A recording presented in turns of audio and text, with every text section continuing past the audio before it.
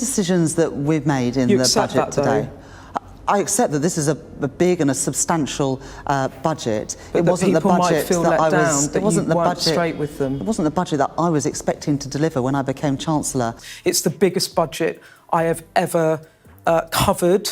It is incredibly definitive in terms of a kind of very Labour budget of big tax and big spend. On the 5th of July, I didn't think that any government would be so reckless to have £22 billion You've of lifted unfunded taxes by commitments. £40 billion. I absolutely recognise that. In our manifesto, we had commitments of £8.5 billion.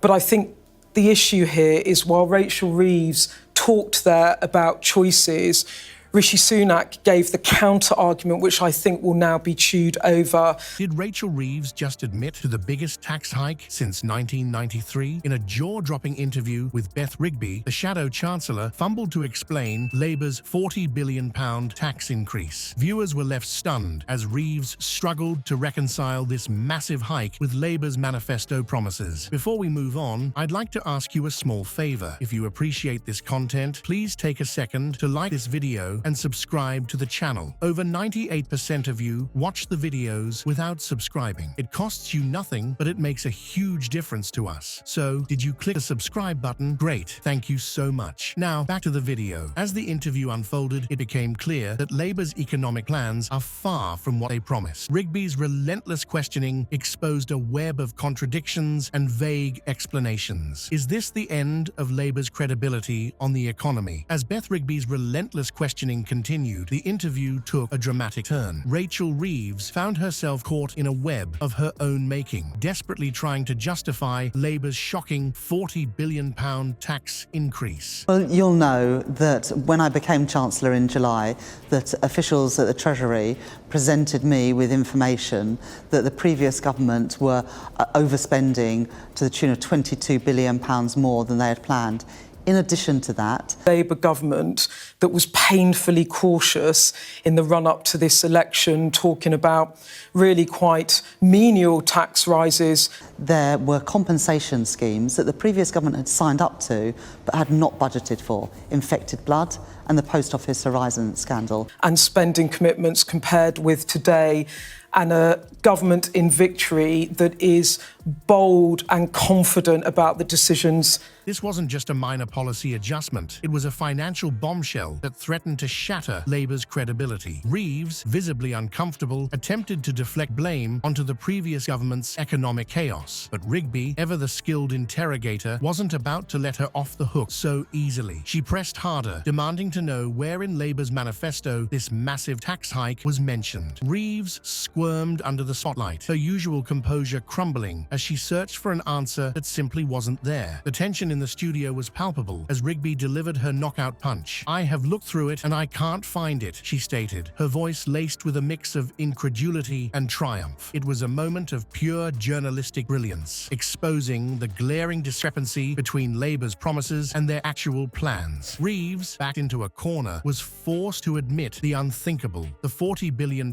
tax increase wasn't in the manifesto at all. It was a stunning revelation that left viewers reeling. How could Labour, a party that had campaigned on transparency and fairness, spring such a massive financial surprise on the British people? The implications of this admission are far-reaching. Experts warn that this tax hike could have severe consequences for working-class families already struggling with rising inflation and energy costs. It's not just a matter of broken promises. It's a potential economic crisis in the making. Paul Johnson from the Institute for Fiscal Studies added fuel to the fire, suggesting that Labour's commitment to no new taxes on working people was becoming increasingly untenable. His words hung in the air like a dark cloud, casting doubt on the entire foundation of Labour's economic policy. As the interview progressed, it became clear that this wasn't just about a single policy misstep. It was a symptom of a larger problem within Labour's ranks. How many other surprises were lurking in their economic plans? the previous government hadn't done a spending review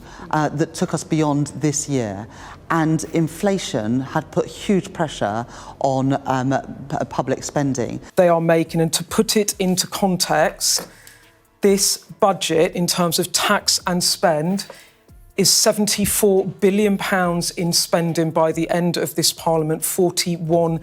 And so, as a result, we did need to raise taxes in this budget to put our public finances on a sound trajectory. Of taxes. It's the biggest tax-raising budget. £1 billion in tax rises. I have done a number of budgets, and this scorecard, in terms, I have never seen anything like it, and I've done this for 15 years. What other promises were they prepared to break? Rigby's persistent questioning had peeled back the layers of Labour's carefully constructed facade, revealing a party struggling to reconcile its lofty promises with the harsh realities of governance. It was a masterclass in political journalism, demonstrating the crucial role the tough, incisive reporting plays in holding our leaders accountable. As the interview reached its crescendo, Beth Rigby shifted gears, delving into the murky depths of Labour's spending plans and economic strategy. Rachel Reeves, already on the back foot, found herself facing a barrage of questions that threatened to unravel her party's carefully crafted economic narrative. Rigby, sensing blood in the water, pressed on with relentless precision. Ms. Reeves, you've acknowledged a £22 billion budgetary black hole. How exactly do you plan to address this without further burdening the British public? The question hung in the air, heavy with implication. Reeves's response was a masterclass in political evasion. She spoke of tough choices and responsible governance, but concrete details were conspicuously absent. It was as if she was trying to navigate a minefield blindfolded, each word carefully chosen to avoid triggering an explosion of public outrage. But Rigby wasn't about to let her off the hook so easily. Let's talk about potential cuts to public services, she pressed. Your government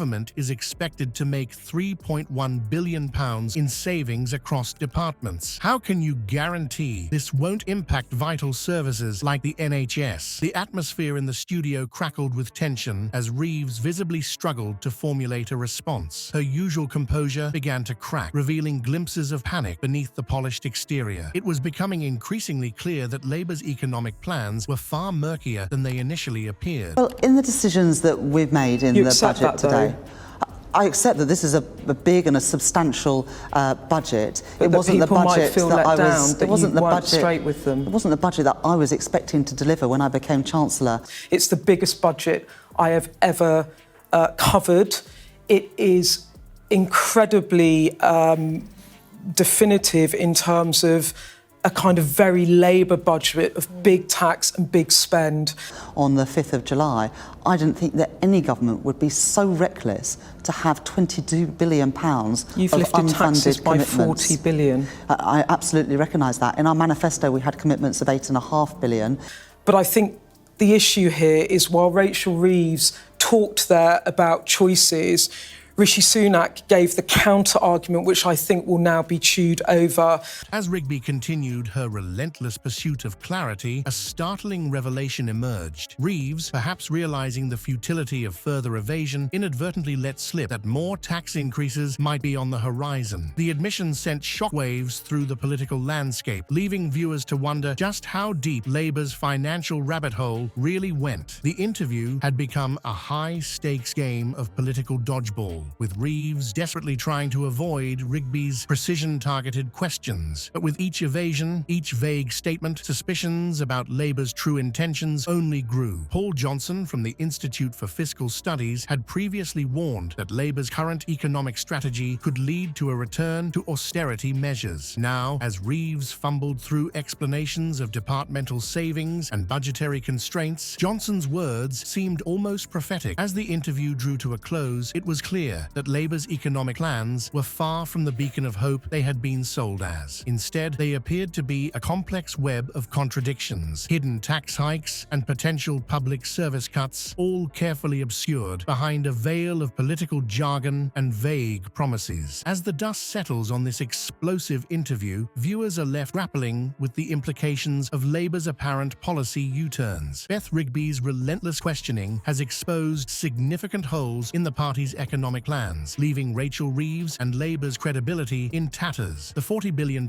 tax hike, conspicuously absent from their manifesto, now looms large over the political landscape. It's a stark reminder of the gap between campaign promises and governing realities. This interview raises crucial questions about political accountability and the state of British democracy. Can voters trust any party's manifesto, or are we destined to be caught in an endless cycle of broken promises and hidden agendas? As experts warn, such policy reversals can have long-lasting consequences for political parties, eroding voter trust and potentially altering the course of future elections.